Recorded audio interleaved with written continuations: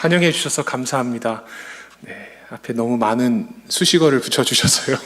네, 제가 강사로 초대받고 이제 이 VIP 초청 주일을 앞두고 이제 한 영혼 사랑하는 마음에 관해서 나눠야 되겠다 하면서 부담감이 사실 있었는데요. 제 앞으로 제 뒤로 오시는 강사님들의 면면을 보면서 저는 묻어가는 전략으로 그렇게 하면 되겠다. 그리고 기도하고 이렇게 왔고요. 오늘 또 감사한 거는 제가 오늘 아침 9시에 파주에서 출발해서 10시부터 오후 4시 정도까지 인천 지역을 중고생 학생들 한 40명과 함께 열심히 다녔습니다. 선교사님이 처음 발걸음을 내디딘 곳 갔다가 내동교회, 내리교회, 인천 자유공원 다 다니면서 선교사님들의 발자취를 이야기하고 다음 세대 학생들에게 우리가 그렇게 복음의 빚진 자이고 우리가 그렇게 복음을 전해야 됩니다라는 이야기를 했거든요. 그래서 오늘 저는 이제 조금 있으면 저는 사라지고 없을 거고요. 이제 화면이 나올 건데 놀라실 거예요. 오늘 이렇게 지나가는 화면의 수가 한 160장, 170장 정도 될 거니까 저는 안 보셔도 되고 화면을 잘 보시면 우리 또 원로 목사님과 아주 친밀한 선교사님도 한 분 또 등장하셔요. 그래서 그러한 분들의 이야기를 나누면서 한 영혼을 사랑하는 것을 통해서 하나님께서 이 땅 가운데 어떤 일을 이루셨는지 함께 보면서 우리가 한 영혼을 품고 기도하는 그 일이 얼마나 귀하고 소중한 일인지 그것이 바로 열방을 품고 나아가는 귀한 일임을 함께 나누고 전하려고 합니다. 이제 화면이 바뀔 거거든요. 화면이 바뀌면 그 화면에 나오는 성경 구절을 함께 읽으면서 이 긴 이야기를 시작하려고 합니다. 마태복음 24장 14절 말씀인데요. 함께 읽도록 하겠습니다. 이 천국 복음이 모든 민족에게 증언되기 위하여 온 세상에 전파되리니 그제야 끝이 오리라. 마태복음 24장 14절 말씀입니다. 예수 그리스도의 십자가의 복음이 모든 민족에게 증언되는 그 일이 이루어진다면 주님 그때 다시 오시겠다라는 약속입니다. 누군가가 어떠한 사건을 증언한다는 이야기는 증인이 있다라는 이야기겠죠. 그 증인들의 발걸음이 세계 선교의 역사인데요. 전 세계에는 수많은 사람들이 살아가고 있습니다. 혹시 전 세계 인구가 지금 몇 억 명쯤 되는지 알고 계십니까? 네. 자신 있게 대답하시면 제가 다 정답을 만들어 드릴 수 있습니다. 80억 명이 넘어섰거든요. 근데 여기 지도에 보시면 이렇게 색깔이 진한 데는 복음화율이 높은 데고 저 색깔이 흐린 데는 복음화율이 낮은 미전도 종족이 살아가는 곳입니다. 매년 오픈도어스 선교회라는 곳에서 기독교 박해지수를 발표하는데요. 이게 작년에 발표한 기독교 박해지수입니다. 북한이 1위고요. 많이 들어본 나라가 등장하죠. 소말리아, 예멘, 많은 기독교 박해가 일어나는 곳들입니다. 요 등수 1위부터 31을 지도에다 색깔로 표시해 보니까 이렇게 되더라고요. 그럼 아까 요 지도랑 겹치지 않습니까? 그러니까 여기 지금 색깔이 흐린 곳이 다 빨간색인데 여전히 저 땅 가운데는 수많은 사람들이 살아가고 있다는 것입니다. 여기를 선교학자들은 텐포리 인도라고 해가지고 북위 10도에서 40도 사이에 수많은 미전도 종족들이 살아간다라고 얘기합니다. 미전도 종족이라 함은 복음을 듣지 못해가지고요. 복음이 전해졌어도 스스로 교회를 개척하고 말씀을 전할 수 없는 사람들이요. 그러니까 교회를 스스로 세우거나 또 그런 것 성경이 전해지지 않았고 목회자가 없고 스스로 말씀을 들을 수 없는 사람들, 그 사람들을 우리는 오늘 VIP라고 칭하도록 하겠습니다. 예수님 입장에서는 하나님 입장에서는 하나님을 알지 못하는 그 자녀들도 너무 소중한 자녀라는 거예요. 제가 그 미전도 종족을 보여드리려고 해요. 이 아이들이 사실은 예수님 모르고 죽어가는 종족이었습니다. 이 아이들이 피부 색깔이랑 머리 색깔을 보니까 어느 대륙의 아이들 같아 보이십니까? 딱 보기에? 예. 제가 빨리 교회 분위기에 적응해야 됩니다. 걱정하지 않고 막 말씀하셔도 됩니다. 어느 대륙의 아이들 같아 보이시죠? 아프리카 아이들입니다.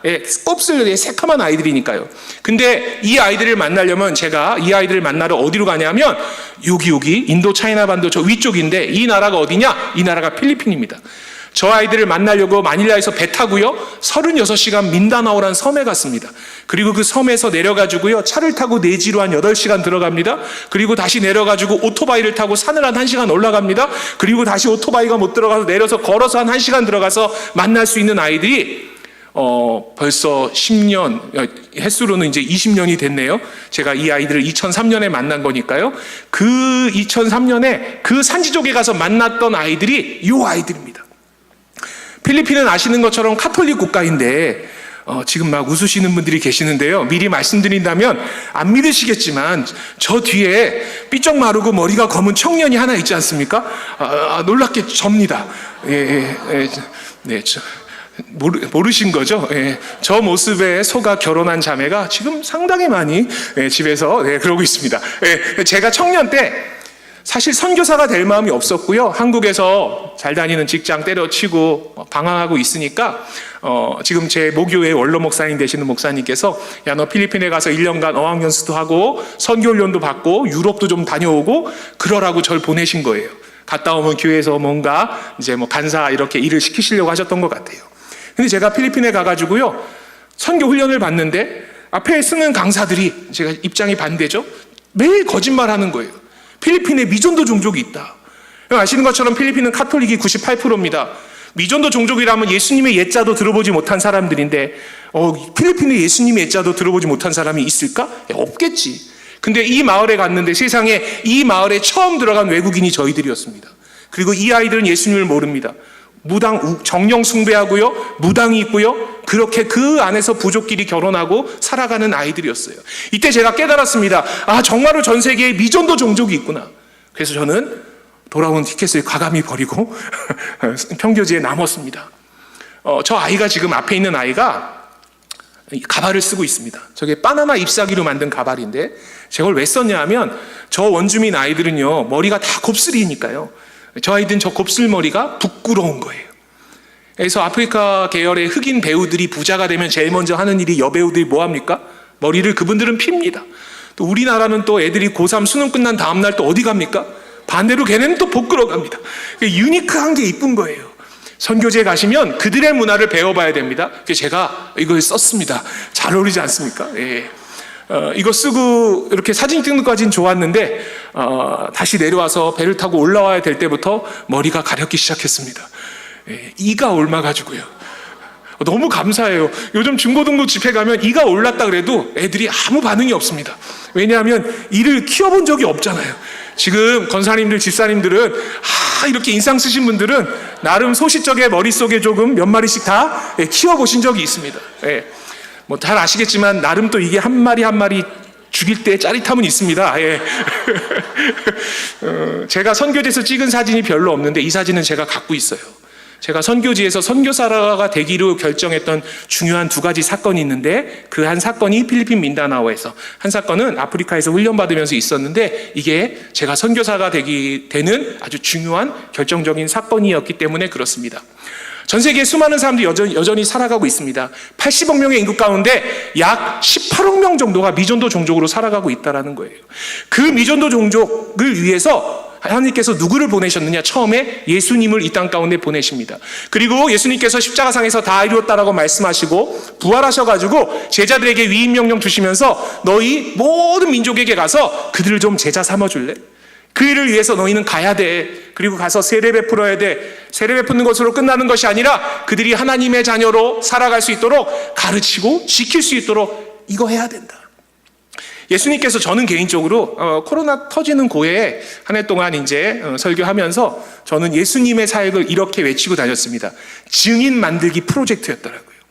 예수님은 11명의 혹은 12명의 증인을 만들어 놓으셨습니다. 그 제자들이 예수님, 사도행전에 보면 끊임없이 이야기를 하죠. 우리는 그 일의 증인입니다. 우리가 보고 들은 것을 말하지 않을 수 없습니다. 나가서 외치기 시작했던 겁니다. 그들이 증언했습니다. 그리고 반모섬에서 말년을 보낸 요한 말고 나머지 사도들은 다 순교했습니다.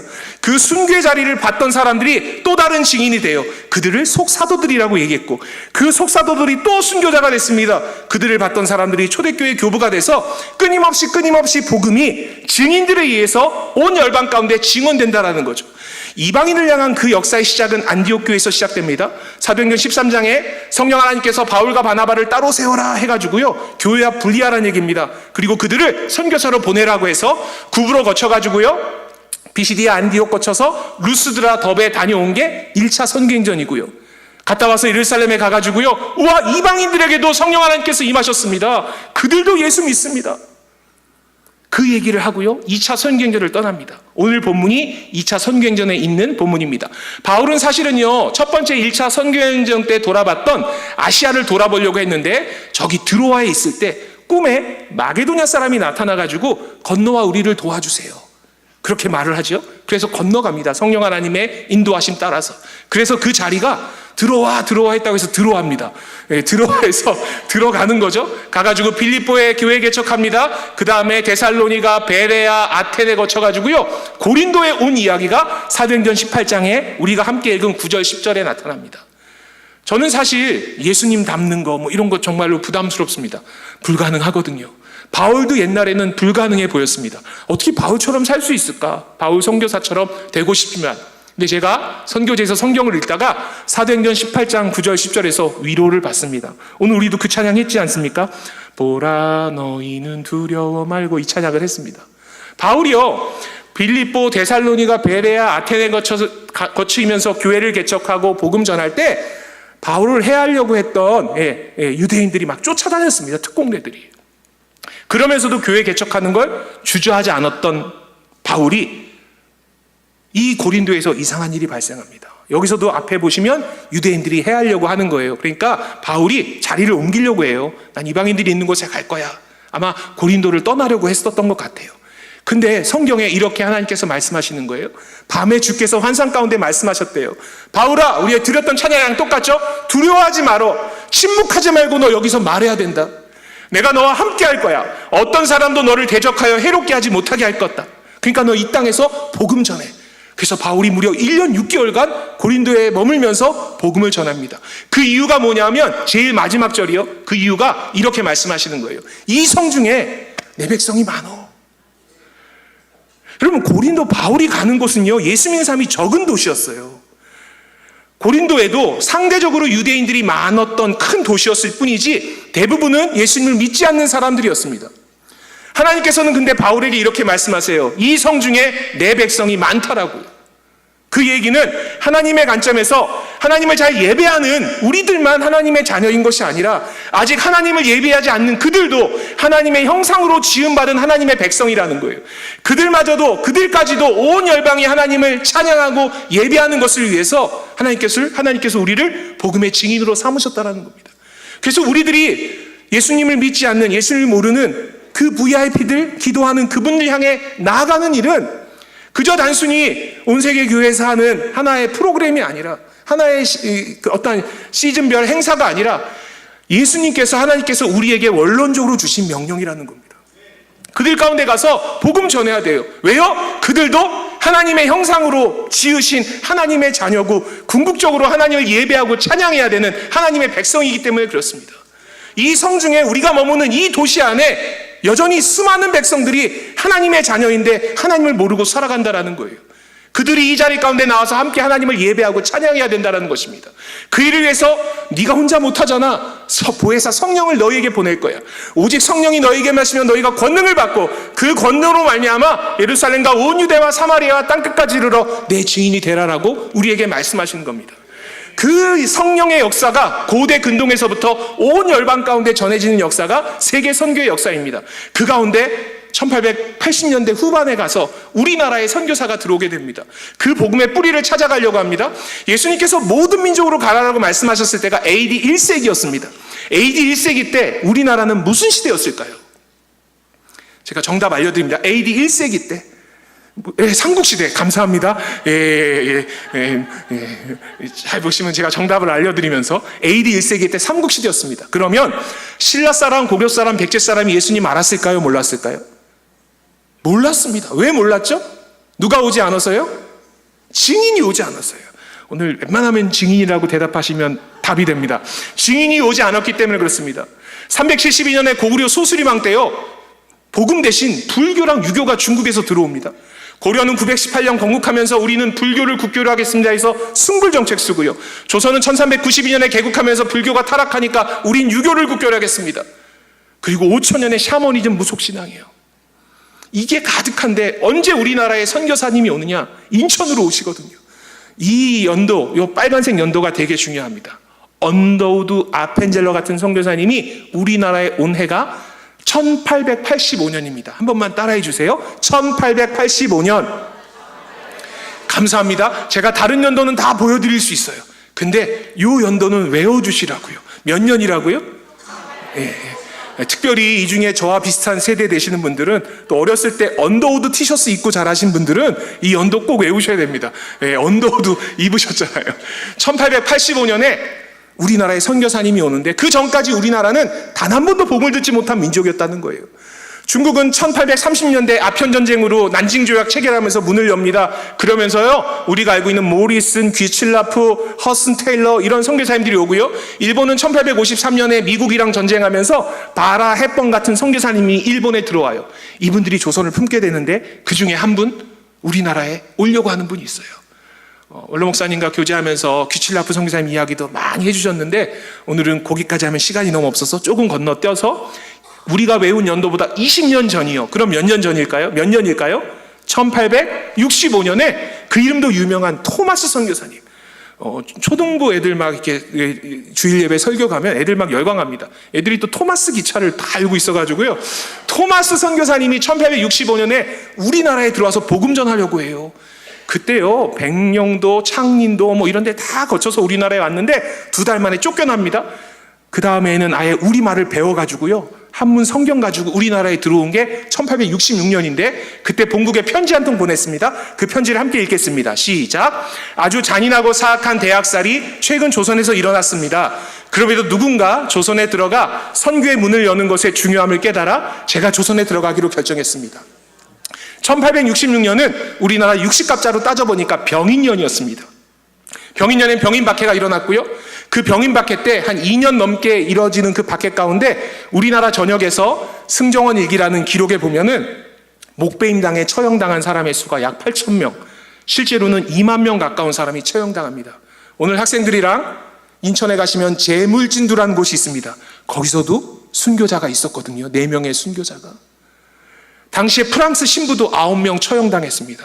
지금 조선에 들어가면 외국인이 위험한 걸 알고 있었어요.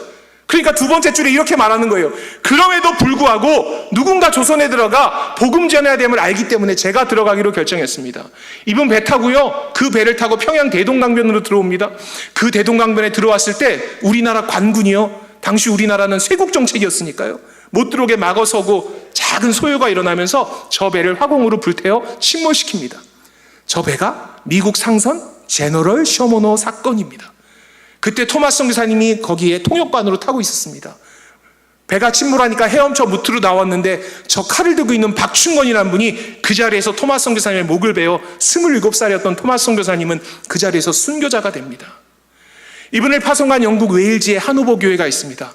제가 그 교회를 가서 이 사진을 찍었거든요. 이 사진은 제가 찍은 겁니다. 역시 온 세계 교회가 수준이, 권사님, 이 제가 찍었다니까 지금 믿어주시는 거잖아요. 저의 최대의 적은 중등부 애들입니다. 중고등부 애들. 중고등부 수련회 가면 애들이 이거 제가 찍었다 그러면 뒤에서 쿵숭숭합니다. 거기서 긁어왔을 거야. 뭐 이러세요. 걔네들 때문에 제가 이런 사진을 남겨놓습니다. 이 사진을 보여주는데 더 큰 상처는 애들이 또 주죠. 근데 선교사님, 저 사람은 누굽니까? 그래서 저의 리즈 시절인데 제가 갔다 온 걸 자랑하려고 하는 건 아니고요. 저 교회 앞에 저 묘비가 있는데 저게 누구 무덤인가 봤더니 토마스 선교사님 아버님 무덤인데, 아버지는 언제 소천되셨느냐? 아버지는 1884년에 부름받고 소천되세요. 아들을 근 19년 먼저 떠나보낸 거예요. 근데 이 아버지가 진짜 마음이 아팠던 이유는, 아까 토마스 선교사님이 조선이 지금 위험합니다, 그럼에도 누군가 들어가 복음 전해야 됩니다 라는 그 편지를 받았던 이 교회 담임 목사님이 아버지였어요. 아들이 위험한 곳에 가는데 당시 무슨 연락할 수 있는 방법이 딱히 없었으니 축복함으로, 기도함으로 보낼 수밖에 없었는데, 얼마 지나지 않아 아들의 순교의 소식을 듣게 됩니다. 저 같으면 한동안 조선이 싫을 것 같아요. 근데 토마스 선교사님 아버님 그 소식을 들은 주일날 이 교회에서 설교합니다. 토마스 선교사가 조선에서 순교했답니다. 우리 교회가 그 조선 땅을 위해서 기도합시다. 이 교회는요, 지금 목회자가, 영국 목회자가 없어서 한국인 선교사님이 목회하시거든요. 교인 몇 분 되지 않습니다. 근데 여전히 주일날 한반도 땅을 위해서, 저 북녘 땅을 위해서 지금도 간절히 기도합니다. 간절히 기도하니까요, 하나님께서 간절히 기도하니까, 한 영혼을 품고 한 나라를 품고 한 민족을 품고 기도하니까 그 기도에 응답해 주시더라고요. 그 기도의 응답이 중국에 있었던 존 로스 선교사님입니다. 이 선교사님도 일찍 아내를 잃거든요. 사실 토마스 선교사님도 중국에서 아내를 잃었어요. 풍토병으로. 토마스 선교사님의 이야기를 이 선임이었던 윌리엄슨을 통해서 듣게 되니까 같은 아픔이 있잖아요. 이분이 결단합니다. 내가 조선에 들어가겠습니다. 조선은 세국 정책으로 못 들어갑니다. 그러니까 이분이 멋진 말을 남겨요. 이 시대 최고의 선교사는 그 나라 말로 된 성경책입니다. 내가 조선에 들어가지 못한다면 조선 말로 된 성경책을 번역해 주겠습니다. 우리말 공부하려고 온 건데 우리나라에 못 들어오니까 저 중국이랑 우리나라 국경 의주 밖에 고려문인 코리안 게이트라는 무역하던 곳입니다. 지금은 변문이라는 지역으로 되어 있는데 그곳에 와서 조선인을 고용해가지고 우리말을 공부하기 시작했습니다. 우리말 공부가 어려웠습니다. 후배들 위해서 우리말 문법책을 만들어줍니다, 이분이. 그래서 이게 코리안 알파벳인데 보이시죠? 기역, 니은, 디귿, 리을, 가갸, 거겨 이렇게 배우시고요. 인식대명사예요. 아이, 마임이 하는 것처럼 이분은 나, 우리, 너희, 님자, 님자의 대사람들. 동사 가다는요, 영어 배우실 때 go, went, go는 힘드셨잖아요. 예. 근데 이분은 구단 변화 외워야 됐어요. 가우, 가시, 가라, 갔소, 갔음매, 갔너니, 갔소, 갔음매, 갔다. 우리나라만은 나보다 신분이 높은 사람 만날 때랑 아랫사람 만날 때랑 말이 다른 거예요. 근데 잘 보시면 말을 이상하게 배웠어요. 님자래, 갔음매. 왜냐하면 적어도 우리말은 이 수도권에 와서 배워야 되는데 경기도는 와줘야 되는데 이분이 평안도 의주에서 의주 상인들을 고용해가지고 우리말을 평안도 사투리로 배웁니다. 문장 배운 거 보면 가슴에 와 닿습니다. 너를 믿지 못하겠다. 어떻게 왔음에 걸어왔음에 맨니끼나 갔매 85리 갔매 그랬더니 또 내래 다리 아파가지 못하겠다. 막 이런 식으로 우리말을 열심히 배우세요. 놀라운 거는요, 이렇게 우리말 배우는데 10년 만에 마태복음부터 요한계시록까지 신약성경을 다 번역해버립니다. 야, 우리 예수 믿는 지 10년 됐는데 성경 안 읽으신 분들은요, 좋은 말 할 때 성경 읽으셔야 됩니다. 안 그러면 제가 이 평안도 사투리로 읽게 합니다. 이건 띄어쓰기도 없습니다. 다 붙어 있고요. 뭐 님 잘해 뭐 이렇게 배우시려면 개역개정으로 성경 읽으십시오. 이 성경이 번역되는 거예요. 그러니까 이 성경을 평안도 말로 된 성경책은 누가 읽고 은혜 받겠습니까? 평안도 분들이요. 국경 밖으로 이주했던 이분들이요, 평안도 사투리 된 이 성경을 보게 되는 거예요. 하나님의 말씀에는요, 우리의 심령고스 영혼을 쪼개는 힘이 있으니까 그 성경을 읽다가 이분들이 예수 믿게 되는 거예요. 그러면서 기도해요. 또 이분들이 하나님, 이 닫혀진 조선의 문 열어주십시오. 그럼 우리가 들어가서 복음 전하겠습니다.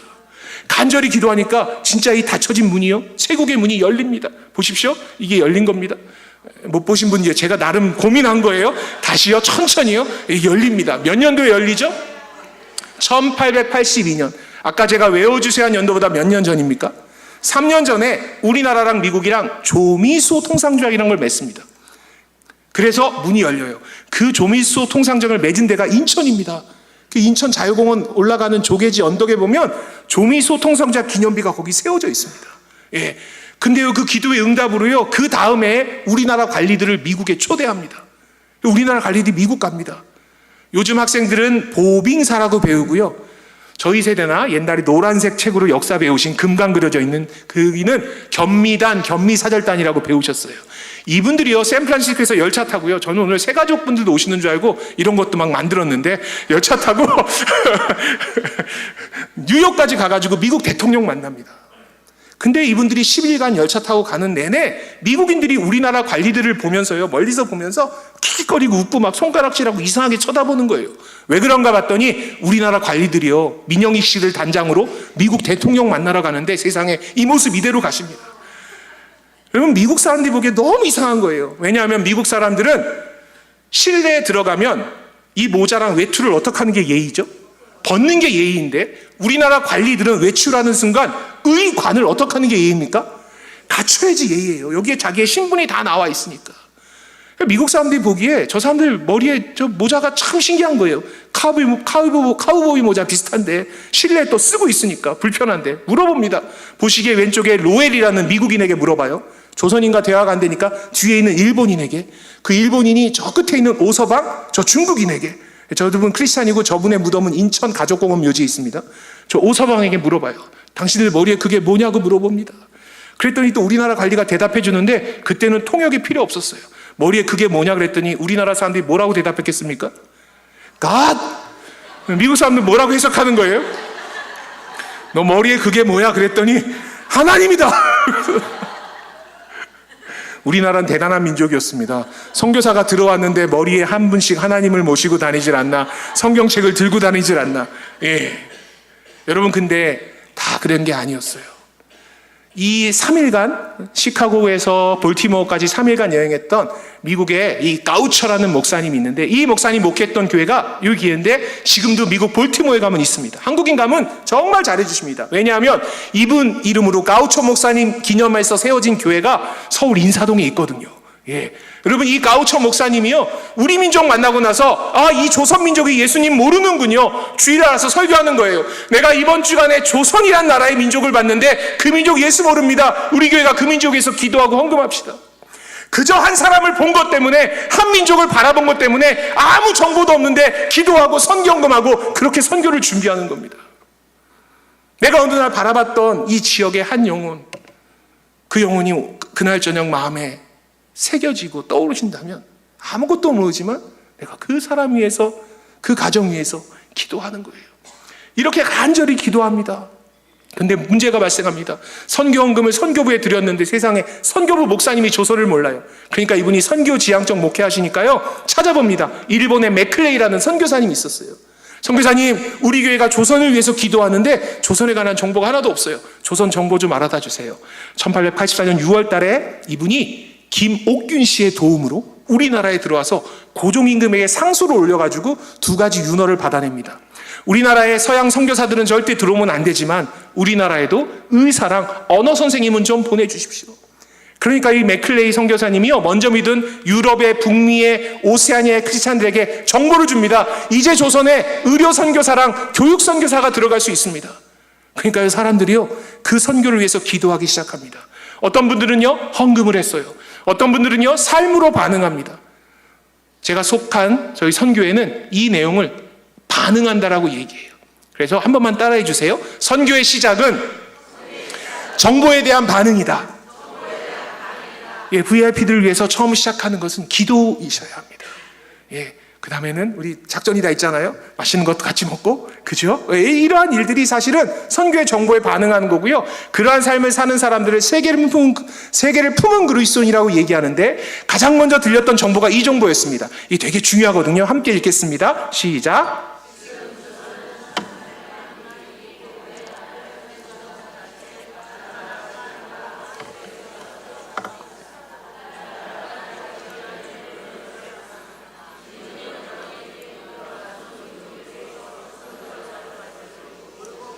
이게 정보였어요. 지금 조선에 1300만 정도의 사람이 있는데 그 사람들 예수 모르고 죽어갑니다. 그 정보에 반응해서 우리나라에 들어오는 거예요. 이 정보에 가장 먼저 반응했던, 공식적으로 제일 먼저 선교사로 파송받은 분이 있습니다. 근데 그분은 우리가 알고 있는 언더우드나 아펜젤로나 알렌이 아니었어요. 그분은 누구냐? 1885년에 우리나라에 왔는데요, 제일 먼저 태평양을 건너서 우리나라에 오고 싶었어요. 태평양을 건너는 건 언더우드, 아펜젤러, 알렌이 먼저 건너고요. 조선에 제일 먼저 파송받은 분은요, 1884년 4월 28일 날 파송받습니다. 언더우드, 아펜젤러 이분들은 다 가을 넘어서 겨울에 파송받거든요. 알렌은 9월 달에 우리나라에 오고요. 그분이 누군가 봤더니 존 헤론이란 분이었어요. 이분이요, 어떤 분인가 봤더니 이런 편지를, 이런 선교 보고가 남겨져 있습니다. 이렇게요. 의약품과 의료기기가 준비되면 내가 조선에 지금 당장 갈 거예요. 내가 조선에 제일 먼저 도착하는 선교사가 되고 싶습니다. 그럼 이분 직업은요, 눈치채셨죠? 의사였어요. 이분은요, 미국의 테네시주와 의과대학을 나왔는데 이분이 조선에 간다니까 사람들이 말리는 거예요. 당시 미국은요, 학생 자원운동이란 게 일어나가지고 전 세계로 젊은이들을 선교사로 보내던 시기였거든요. 근데 이분은 선교지가 안 되니까 잡는 거예요. 사람들이 이렇게 말렸어요. 야, 네 미래가 열려있어. 이 넓은 나라 미국에도 할 일이 많은데 네가 뭐고 조선이란 나라에 가냐? 너는 좀 여기 남아있어. 학교에서 막 잡는 거예요. 왜 잡나 봤더니 이분이요, 미국의 테네시 종합 의과대학을 나왔는데 의대 나온 것도 훌륭한데 의대를요, 수석으로 졸업하는 거예요. 이 많은 분들이 놀라셨어요. 근데 안 놀라신 분들이 있어요. 그분들은 과거에 나도 수석은 해봤다, 초등학교 때. 그런 분들의 교만함을 잠시 내려놓게 하기 위해서 이분은 공부를 얼마나 잘했냐면 개교 1의 공부를 제일 잘했답니다. 그러니까 학교에서 잡는 거예요. 너 교수해야지. 네가 남아서 후배 양성해야지. 제가 이분을 연구하다가 깨달은 게 하나 있습니다. 공부를 너무 잘하는 거 있지 않습니까? 그거 선교의 장벽이 됩니다. 선교직 할 때 어렵습니다. 예. 이 시간 우리 옆에 계신 분을 서로 축복하겠습니다. 이렇게 하시면 돼요. 당신에게는 하나의 장벽은 보이지 않습니다. 이렇게. 네, 빨리 축복하십시오. 네. 약혼녀도 있었어요. 해티는 남편이 교수 되고 의사 될 줄 알았는데 갑자기 조선에 간다니까요. 어려움이 있었습니다. 여러분, 그러니까요, 이 존 헤론이 이렇게 기도해요. 하나님, 이 여인도 내게 내 아내로 허락하신다면 이 여인도 조선을 사랑하게 해주세요. 우리 같이 가게 해주세요. 잠시 두 분이 떨어져서 다른 곳을 바라보고 있었어요. 그리고 기도하고 나서 이 두 분이 결혼해서 신혼여행으로 우리나라에 옵니다. 이분은 의사였기 때문에 당시 세워졌던 제중원의 2대 원장으로 사역하는데요, 이분에게는 3가지 별명이 있었어요. 그런데 두 번째 별명에 함정이 있습니다. 전염병 예방의 선구자. 여러분, 코로나 때 왜 힘드셨어요? 예.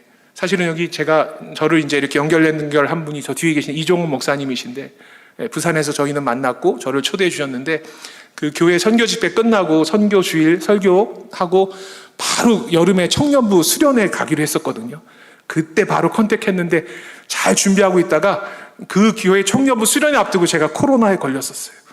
코로나가 왜 무서웠을까요? 예방, 백신이나 치료제 이런 게 없었기 때문에. 아십니까? 사실은 그전에도 코로나가 있었습니다. 예, 우리가 알고 있는 메르스, 사스 이런 게 다 코비드였는데 이게 유독 이상한 게 처음 생긴 게 와가지고 우리가 힘들었던 거예요. 1800년대 후반은 아직 항생제나 백신이 개발되기 전이었습니다. 그러면 전염병을 예방하려면요, 전염병 걸린 사람 곁으로 다가가서 간병하고 진료해주고 치료해주는 거예요.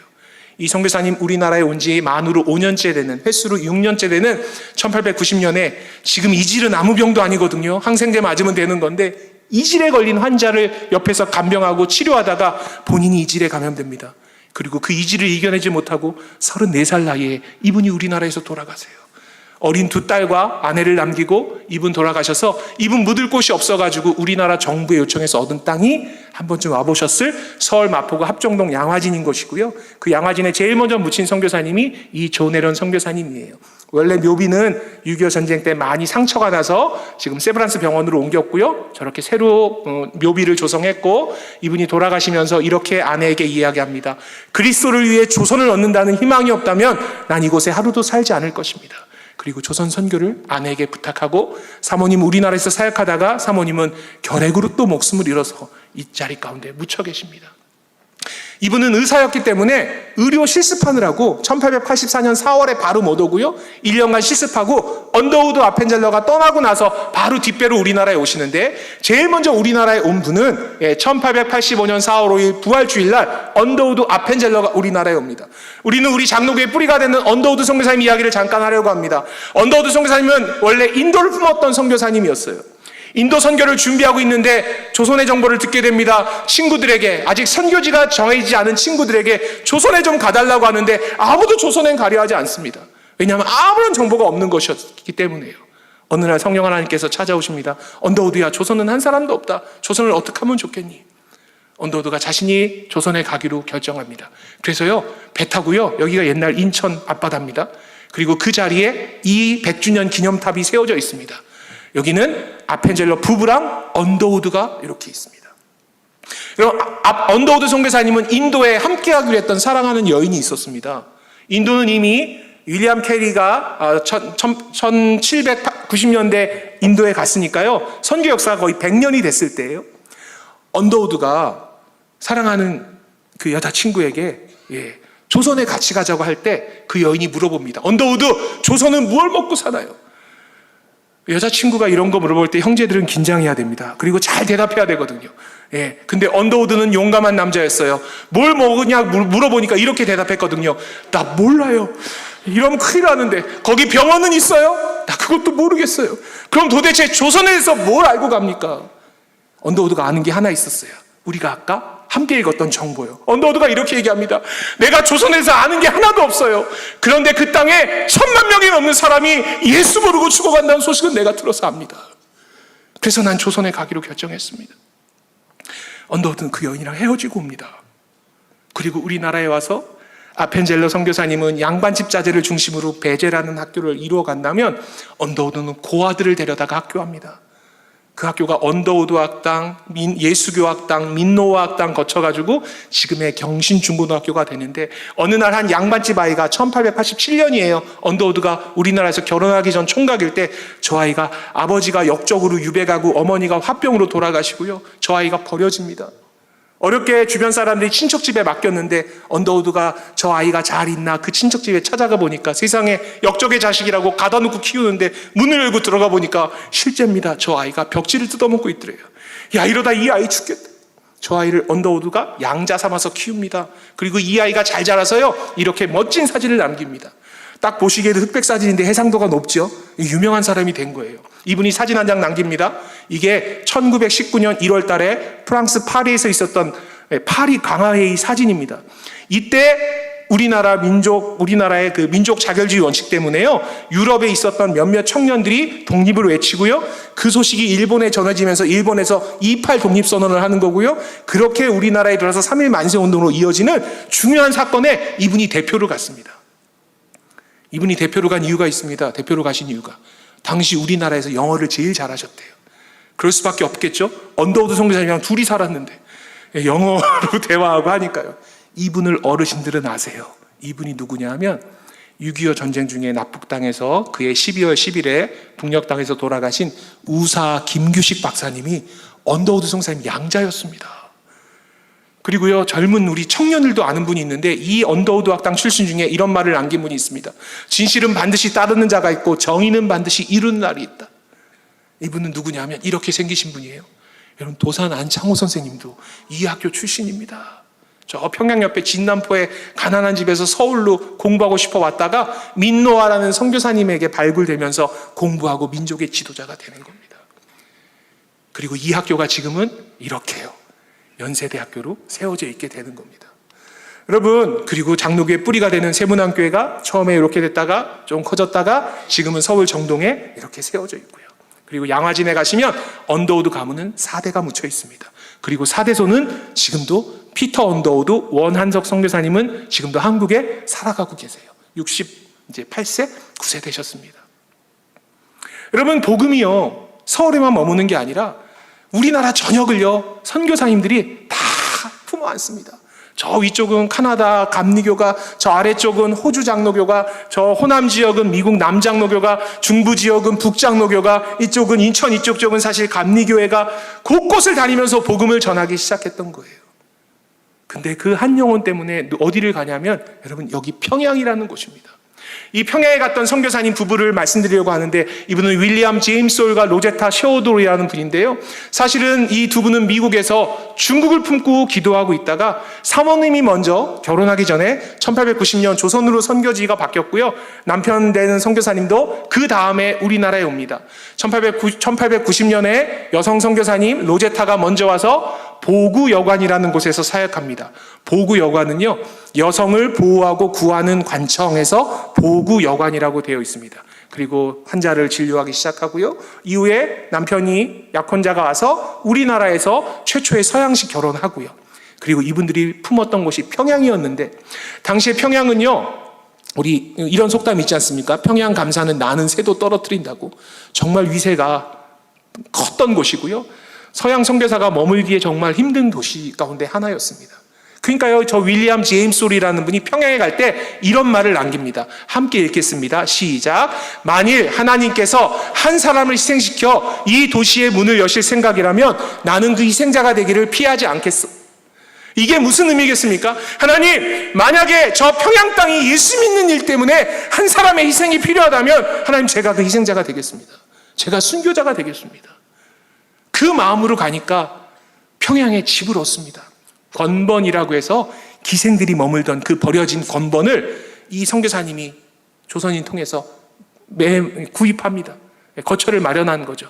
그리고 거기서 평양에 버려진 아이를 데려다 학교합니다. 이게 평양의 광성학교가 되는 거고요, 이 학교는 지금 서울의 서강대학교 건너편에 학교가 지금 있습니다. 그리고 여기서 병원도 하는 거예요. 그리고 터를 잡고 나니까요, 1894년에는 가족들 다 돼요. 6개월 된 갓난쟁이 아들과 아내가 함께 평양에서 본격적으로 사역을 하러 올라가는데 3개월도 안 돼서 쫓겨납니다. 왜 쫓겨나냐면 우리나라에서 1894년에 청일전쟁이라는 전쟁이 일어났는데 그 마지막 전투가 평양전투였거든요. 수많은 사람들이 평양에서 죽어간다는 얘기를 듣고요. 서울에 있었던 이 남편 윌리엄 제임스 홀이 아내에게 그 어린 아들, 돌 앞둔 아들을 맡기고 동료 선교사들과 함께 평양에 들어갑니다. 우리나라 국립중앙도서관 같은 데 가시면요. 대한민국 전쟁사라는 책이 있거든요. 한 이 정도 됩니다. 제가 지금은 아주 옛날 삼국시대 이전의 전쟁부터 쭉 전쟁사가 기록되어 있는데 거기에서 청일전쟁을 찾아보니까 이런 기록이 있더라고요. 당시 평양에 흩어져서 수습이 안 된 시신이 2,000구가 넘었대요. 너무 많은 사람이 사망하고 다친 거죠. 그러니까요, 이 윌리엄 제임스 홀이 평양에 가가지고요, 청나라 사람, 일본 사람, 조선 사람 가리지 않고 진료합니다. 이분 아드님이 쓰신 조선해상이라는 책의 기록에 보니까 아버지가 근 10여일 동안 거의 한잠도 자지 못하면서 그 사람들을 진료했대요. 근데 아까 이야기 들으셨죠? 시신이 수습이 안 되고 방치돼서 이렇게 부패되어져 가면 거기서 나쁜 병균들이 올라와요. 그만 이 선교사님이 자신의 몸을 돌보지 않고 사역하다가 이분이 그만 발진티푸스에 감염됩니다. 급하게 서울로 옮겼는데 그만 그 발진티푸스를 이겨내지 못하고요. 우리나라에 온 지 3년 만에 1894년 11월에 이 선교사님 돌아가세요. 양화진에 2번째 묻히는 선교사님이 되십니다. 이 선교사님 돌아가시면서 사랑하는 아내에게 이렇게 얘기합니다. 여보, 내가 평양에 간 거 원망하지 말아요. 나는 예수님의 뜻을 따른 것이고 하나님께서 내게 큰 은혜를 줬습니다.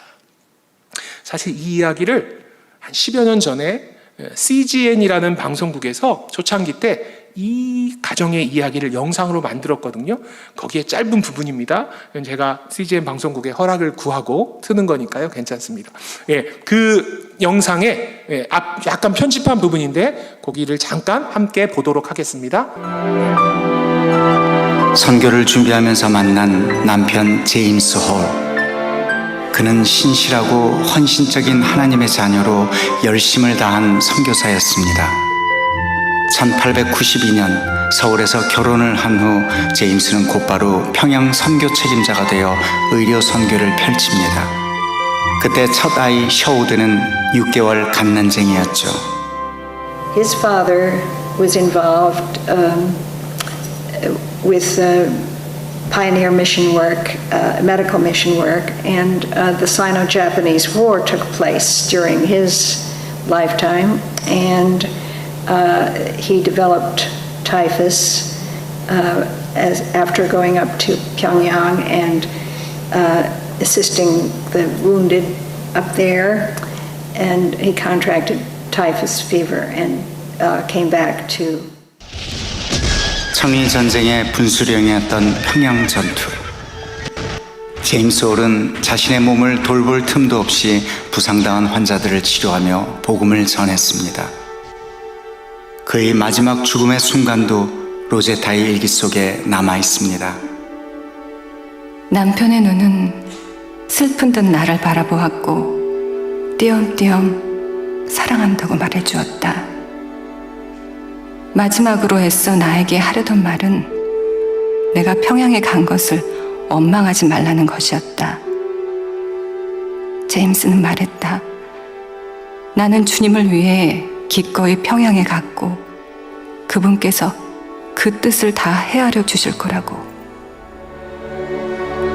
혹시 울음소리가 들릴까 싶어 안간힘을 쓰며 울음을 참아야 했다. 그러나 아무리 애를 써도 베개는 눈물로 젖었고 한 번도 하지 않았던 애원의 기도가 터져 나왔다. 사랑하는 남편을 데려가지 말라고.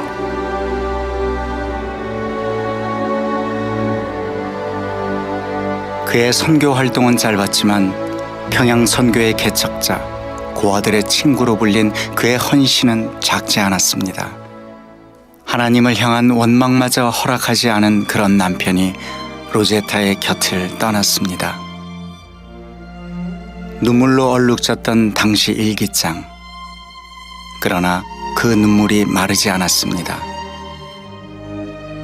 남편 죽음 후에 얻은 딸 이디스. 로제타에게 큰 위로가 되었던 딸마저 그의 곁에 오래 머물지 않았습니다.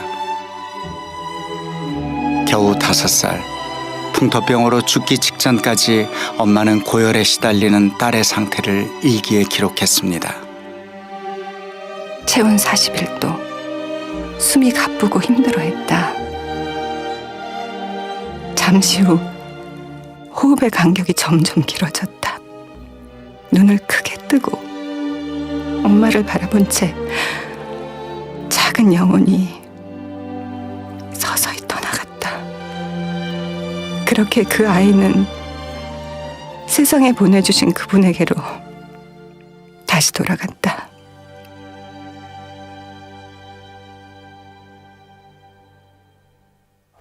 early women missionaries. And the first is what was the hardest, I think, was trying to raise their children, because 1 out of every 7 of the missionary children died. And in Korea, I think it was about 1 in every 2 children died in those years before antibiotics. And some women lost all of their children because they had dysentery and typhus and typhoid and encephalitis and horrible, and the Korean children too.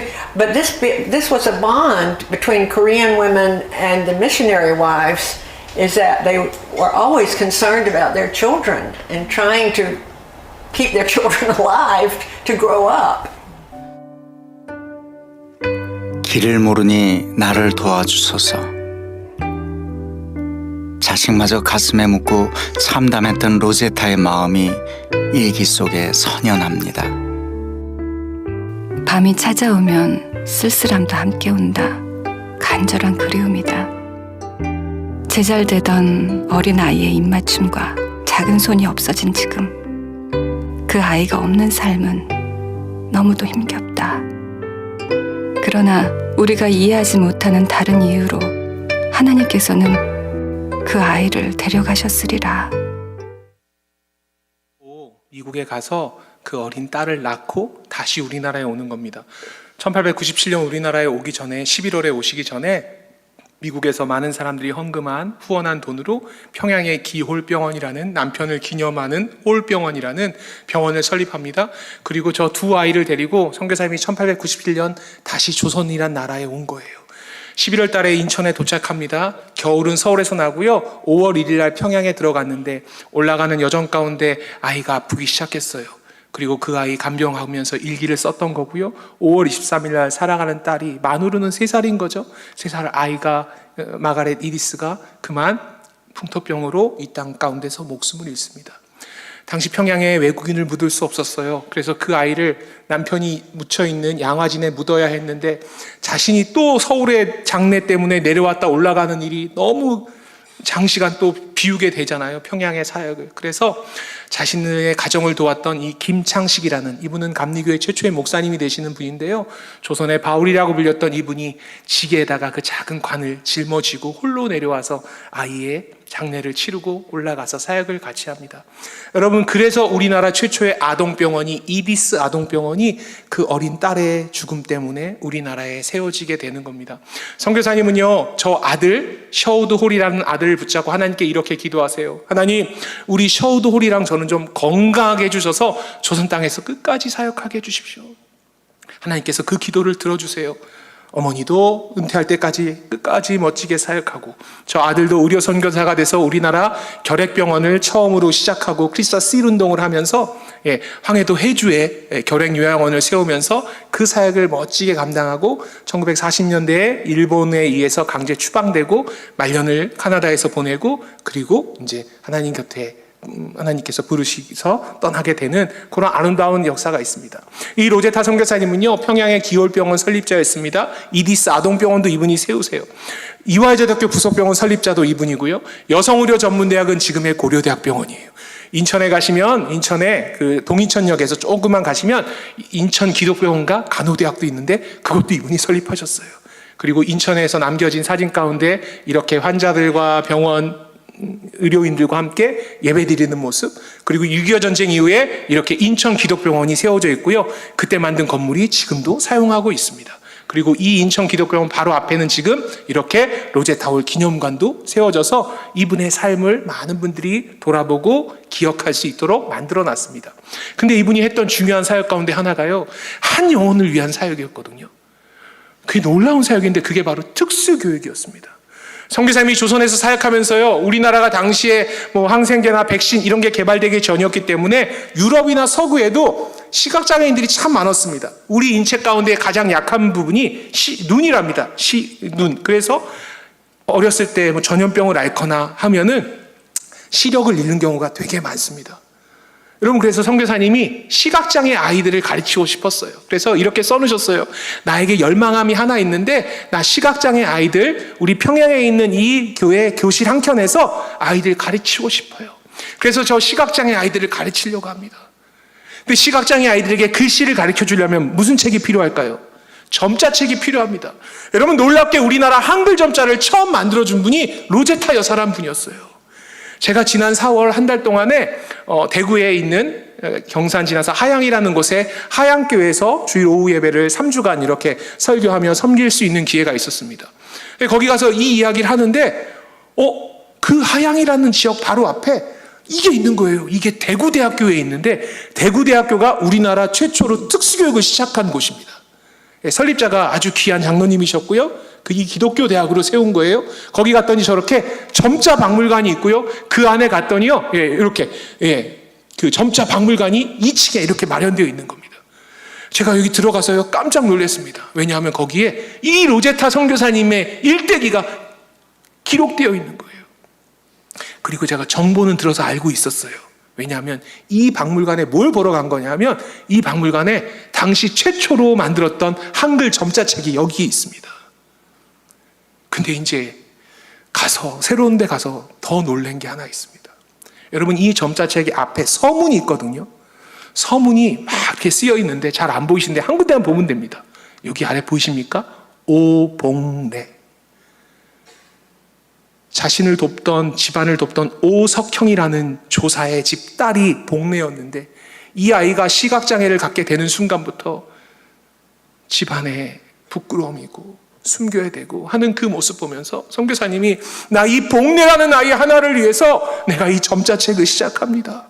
그리고 얼마 지나지 않아 이런 기록을 남깁니다. 시각장애인들의 선생을 세우기 위해 봉래를 훈련시키고 있습니다. 이제 그녀는 읽고 쓸 수 있습니다. 바느질도 하고 뜨개질도 합니다. 그녀는 스스로 뭔가 할 수 있는 것에 기뻐하고 행복해합니다. 여러분, 이 봉래는 시각장애인의 선생이 되고요, 아주 멋진 전도부인으로 한국교회 가운데 사역을 감당합니다. 아무렇지도 않은 것 같은 이 특수교육이라는 이것이 한 영혼을 바라봤던 한 선교사님의 그 간절함으로 시작되었음을 우리는 알 수 있습니다. 선교사님 가운데 계시고요, 이후에 선교사님은 후배 의료 선교사들이 오니까 특수교육은 당신밖에 못하니까요, 시각장애인들의 어머니로 평양오만이라는 별명으로 평생을 다해 이들을 품고 사랑하고 그리스도의 사랑으로 양육하고 가르치기 시작했습니다. 그리고 양화진에 오시면 남편과 어린 딸, 그리고 본인, 그리고 옆에 있는 아들, 며느리, 이 6분의 유해가 양화진에 이렇게 기념되어 있습니다. 여러분, 순교자의 피는 교회의 초석이 된다라고 터툴리안이 이야기했습니다. 우리는 이 짧지만 또 긴 이야기의 시작을 토마스 선교사님, 평양 대동강변에서 순교하신 이 선교사님의 이야기로 시작됐습니다. 선교사님 처음 순교 당하실 때 저 박충건 씨가 그때 그 상황이 너무 선명해서 기록으로 남겨놨어요. 내가 서양 사람 여러 죽였는데 박해 때마다 사람을 처형했으니까요. 그 사람은 내가 지금 상상해도 너무 이상하다. 다른 사람은 죽이려 하면 다 살려달라고 막 하는데, 그 사람은요, 죽이려고 할 때 두 손을 마주 잡고 뭘 했대요? 쭈멀쭈멀. 뭐 한 걸까요? 기도한 거예요. 그리고 웃으면서 이 책 좀 가져가서 읽으세요라고 나한테 책을 전해주면서, 그래서 내가 그 책을 어쩔 수 없이 받아왔다는 거예요. 우리 조선에는요, 문화가 있습니다. 죽기 전에 누가 유언을 남기면 그 유언을 또 들어줘야 돼요. 그 책을 가져와서 보니까 세상에 본인이 그 책을 갖고 있는 사람을 잡아서 처형하러 다닌 거예요. 야, 이거 가지고 있으면 안 되겠다. 근데 이런 건 바로 반납해야 되는데 하루만 갖고 있다 왠지 이상하잖아요. 찝찝하니까 그걸 어디다 숨겨놨는데, 여러분 그 숨겨놓은 거 꼭 꺼내보면 애들이 조카들이 꺼내봅니다. 이영태라는 이 조카가 그 책 보다가 예수 믿어요. 이분 이후에 아펜젤로 선생님의 언어 교사가 됩니다. 그리고 이분도 예수 믿게 되면서 이 순교 얘기가 전해지게 되는 거예요. 그 자리가 평양 대동강변의 한사정 여울목이라는 곳에서 순교당하셨어요. 이후에 토마스 선교사님의 순교 얘기를 수많은 후배 선교사들이 듣게 되니까 우리 토마스 선교사님 기념교회를 하나 세웁시다. 50주년 되는 1916년에 교회를 세우려고 했는데 1916년은 일제가 우리나라를 강제 병탄하고 나서 상당히 억압정치를 하던 곳이어서 뭔가를 새롭게 건물을 짓고 하는 일들이 외국인들에게도 쉽지 않았습니다. 그러니까 여기 조왕리라는 곳에 기존의 교회가 있었거든요. 그럼 우리 이 조왕리 교회를 그냥 토마스 기념교회로 합시다 해서 기념교회로 이렇게 이름을 명명했습니다. 근데 시간이 지나고 나서요, 1932년에 토마스 기념교회를 진짜로 세웁니다. 평양 대동강변에. 저 교회가 위에서 보면 T자 모양이에요. 서양 사람들이 이렇게 해서 성도들이 여기서 예배드리면서 이렇게 얘기하는 거예요. 아니, 토마스 선교사님의 순교 때문에 예수 믿게 된 우리들도 뭔가 합시다. 한국인 교회 장로님, 권사님, 성도들이 헌금했습니다. 이분들이 뭘 했나 봤더니 그게 세상에 1935년 6월 30일자 동아일보의 기록으로 나와 있습니다. 그게 이렇게 있습니다. 보이십니까? 토마스 수상 전도선 내일 진수합니다. 40명은 능히 탈 수 있습니다. 큰 배였어요. 40명 정도 타는 배였으니까요. 그게 토마스 전도선이었다는 거예요. 여러분, 이 토마스 기념 선교선 전도선이 황해도 연안을 다니면서 복음 전하는 거예요. 여러분, 그때 토마스 선교단 단가가 있었습니다. 황해연안 각섬으로 오고 가며 전도할 때 주의 찬비 펼치려고 만리해안 건너왔네. 크도다 품은 뜻 장하다 발그길 온 성도 한마음으로 기념하세 토마스. 이 노래를 어떻게 알게 됐냐면요, 저희 선교에 저의 은사 되시는 선교사님께서 이 토마스 선교사님 이야기를 메시지로 전하는데 예배 시간에 주일날 한 어르신이 이 말씀을 전하는데, 목사님 제가 특송 하나 하고 싶습니다. 얼마나 당황한 일입니까? 외부 강사가 왔고 그런데 갑자기 한 교회 어르신이 예배 중간에 나와서 빨리 하시라고 했을 때 그분이 불렀던 노래가 이 노래예요. 당신이 황해도 연안 어딘가 섬에 살고 있었는데 이 배가 와서 복음 전해줘서 예수 믿게 됐다라는 거예요. 여러분, 우리 원로 목사님께서 백령도 출신인 건 아시잖아요.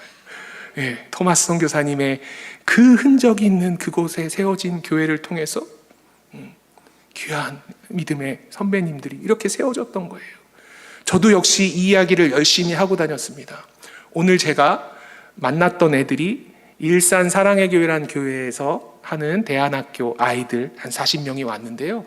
그 교회 원로 목사님이세요. 작년에 원로 목사님 되셨는데 사랑의 교회에서 옥하는 목사님이 계셨을 때 함께 부목으로 사역하셨던 목사님인데 최석범 목사님이세요. 제가 그 교회 가고 아이들 학교에 가서 이제 강의하고 뭐 이런 거 할 때 이 얘기를 했는데 목사님께서 그러시는 거예요. 이 선교사, 우리 어머님 고향이 황해도인데 근데 이거 한번 물어봐야 되겠다고. 근데 목사님도 은퇴하실 연령인데 뭐 어머님이요. 근데 왜 저희 집안도 그렇지만 예전에는 이모님들이랑 그죠, 막내 이모랑 나이 차이가 별로 안 나잖아요. 막내 이모님이 살아 계셨어요. 그래서 이모님 혹시 토마스 선교단 단가란 거 아셔요? 그랬더니 세상에 80평생 살면서 단 한 번도 듣지 않으셨는데, 그런 얘기 안 하셨는데 조카 목사님한테 그러셨대요. 조카 목사, 내가 그거 알지. 목사님께서요, 빨리 한번 불러보시라고. 여러분, 그걸 녹음해가지고 저희 선교회에 선물로 주셨어요. 여러분, 이 김혜자 권사님이 몇 해 전에 돌아가셨거든요. 근데 이 김혜자 권사님께서 녹음한 그 토마스 선교단 단가를 함께 우리가 들어보도록 하겠습니다. 이 강산이 캄캄하여 온 백성이 방황할 때 주의 참빛 뻗치려고 멀리 타양 건너왔네.